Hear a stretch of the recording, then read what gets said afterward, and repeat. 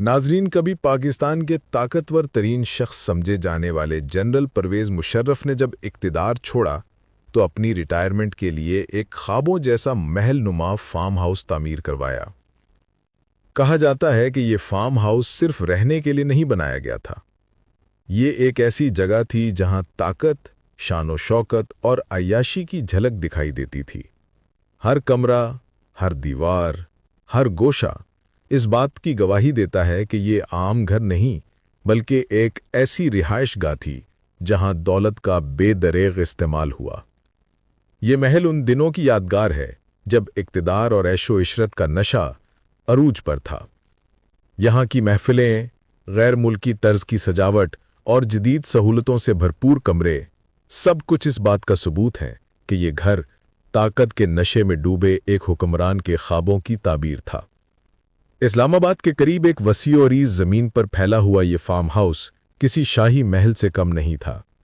سبز لان، اونچی دیواریں، جدید ترین سیکیورٹی سسٹم اور مغربی طرز کے اندرونی ڈیزائن کے ساتھ یہ گھر پرویز مشرف کے ذوق اور حیثیت کی جھلک دکھاتا ہے۔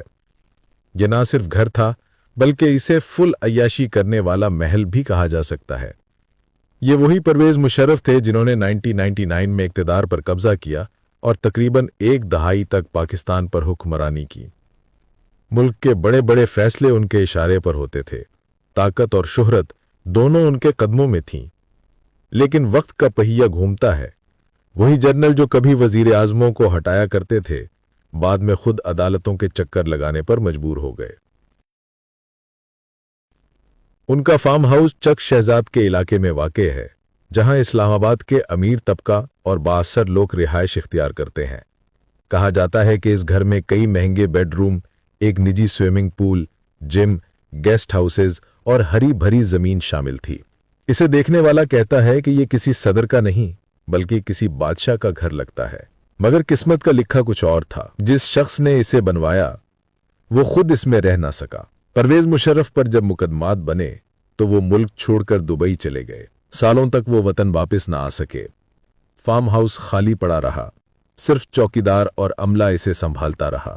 وقت کے ساتھ ساتھ یہ گھر ایک علامت بن گیا، طاقت، غرور اور انجام کی ایک داستان۔ کہا جاتا ہے کہ مشرف صاحب جب کبھی یاد کرتے تھے تو فرماتے تھے، میں نے ایک ایسا گھر بنایا جہاں کبھی نہ رہ سکا۔ شاید یہ قدرت کا اشارہ تھا کہ انسان جتنا مرضی منصوبے بنا لے، فیصلہ ہمیشہ اوپر والا کرتا ہے۔ یہ کہانی صرف پرویز مشرف کی نہیں بلکہ ہر طاقتور شخص کے لیے ایک سبق ہے۔ دنیا کے محل، طاقت، عہدے سب وقتی ہیں۔ اصل دولت وہ سکون ہے جو ضمیر اور دل کو نصیب ہوتا ہے، نہ کہ دیواروں اور سیکیورٹی گارڈز کے پیچھے۔ آج وہ فارم ہاؤس اب بھی موجود ہے، لیکن خاموش، سنسان اور کسی نئی داستان کا انتظار کرتا ہوا۔ وہ دروازے جو کبھی طاقتور جنرل کے لیے کھلتے تھے، اب خاموشی سے بند ہے۔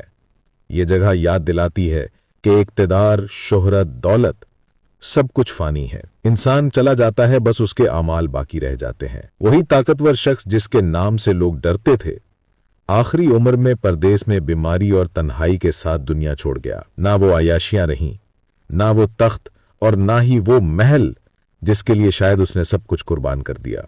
اب یہ فارم ہاؤس سناٹوں میں گھرا ہوا ویرانے کا منظر پیش کر رہا ہے، جیسے خود گواہی دے رہا ہو کہ یہ وہ جگہ ہے جہاں ایک حکمران نے سب کچھ بنایا مگر سکون نہ پا سکا۔